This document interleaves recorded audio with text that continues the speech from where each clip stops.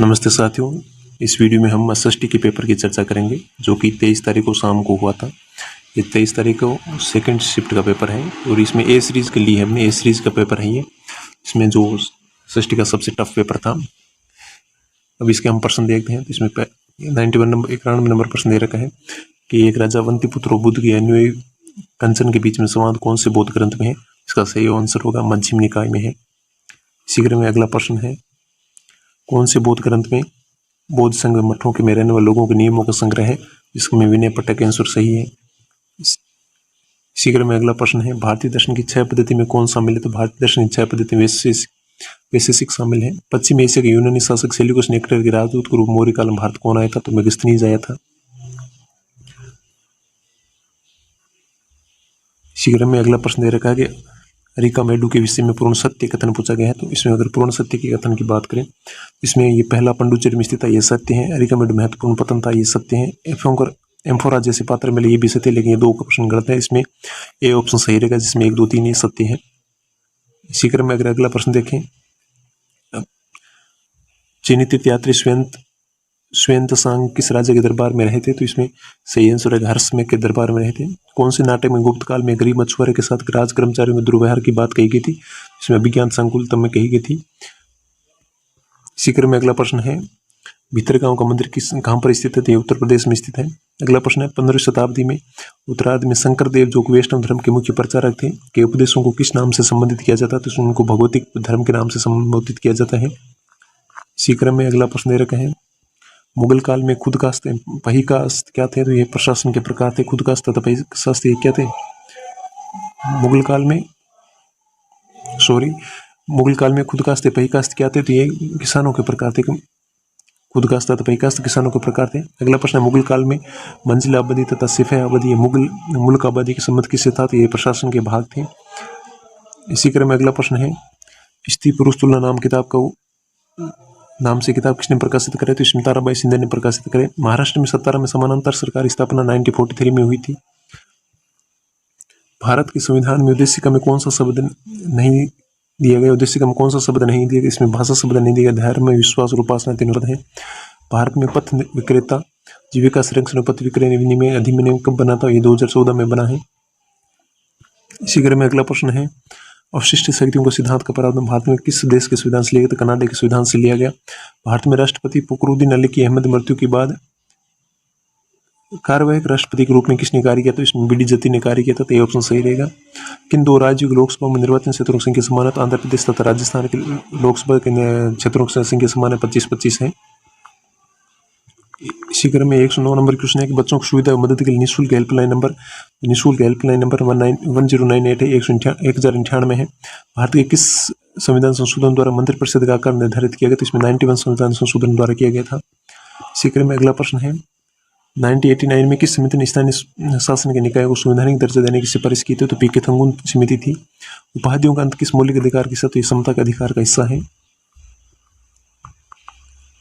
अगला प्रश्न है, 113 नंबर, भारत के संविधान 8वीं अनुसूची में अनुसूचित भाषाओं के सही क्रम को पहचानना है। तो इसमें अंग्रेजी अनुसूचित भाषा नहीं थी। तो ये 3 ऑप्शन अंग्रेजी है। तो अपने आप ये एक ऑप्शन बन जाए। इसमें सी ऑप्शन सही रहेगा। ग्लोब पर वह व्रत जो दिन और रात में भजित करता कहलाता है। तो उसको प्रदीप्ति व्रत कहा जाता है। इसमें ये ऑप्शन सही रहेगा। इसी क्रम में अगला प्रश्न दे रखा है कि अवरोही पवनें प्रभावित होते हैं। अवरोही पवनें हैं, ये पर्वत से घाटी की तरफ प्रभावित होती हैं। इसमें पूछा गया है अवरोही पवनें किस तरफ प्रभावित होती है। अवरोही पवनों की बात करें तो पर्वत से घाटी की तरफ प्रभावित, तो बी ऑप्शन सही रहेगा। इसी तरह अस्तरंग के छायाचित्र विस्तार पूछा गया तो अस्तरंग का छायाचित्र 105 से 105 डिग्री है। यहाँ पर 105 से 145 ये पी तरह का विस्तार क्षेत्र है। इसी क्रम में अगला प्रश्न है कि कयाल किस तट पर स्थित है। तो कयाल मालवा तट पर स्थित है। वेथुलित, लेकुलित और लेपुलित और फेकुलित संबंधित हैं, ज्वालामुखी से संबंधित है।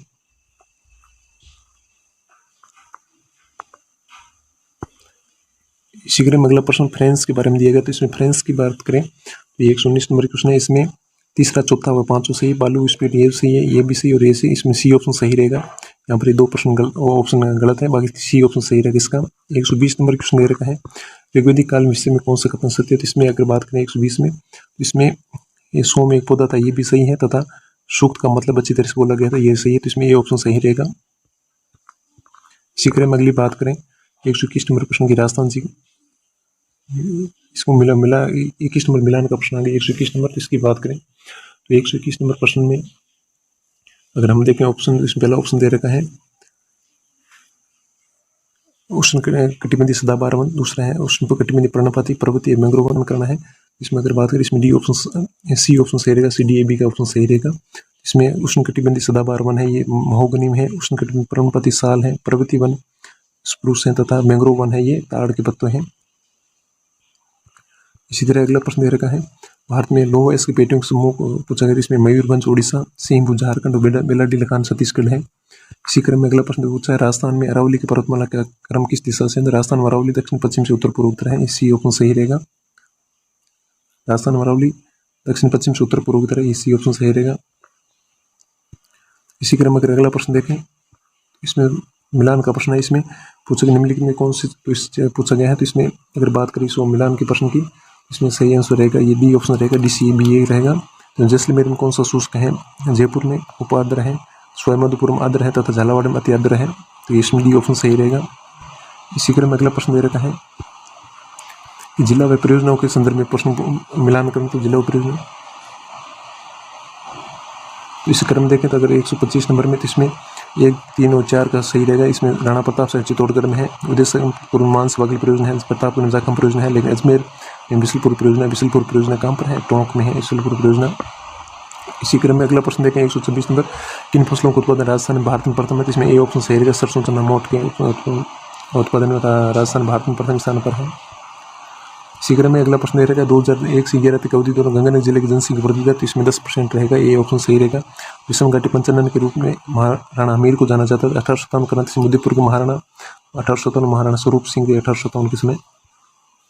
इसी क्रम में अगला प्रश्न दे रखा है राजपूताना मध्य भारत सभा का तीसरा अधिवेशन कहाँ होता है, अजमेर में हुआ था। व्रत राजस्थान का प्रधानमंत्री किसे बना, हीरालाल शास्त्री को। बाणासुर का शहीद के नाम से मेजर शतान सिंह को जाना जाता है।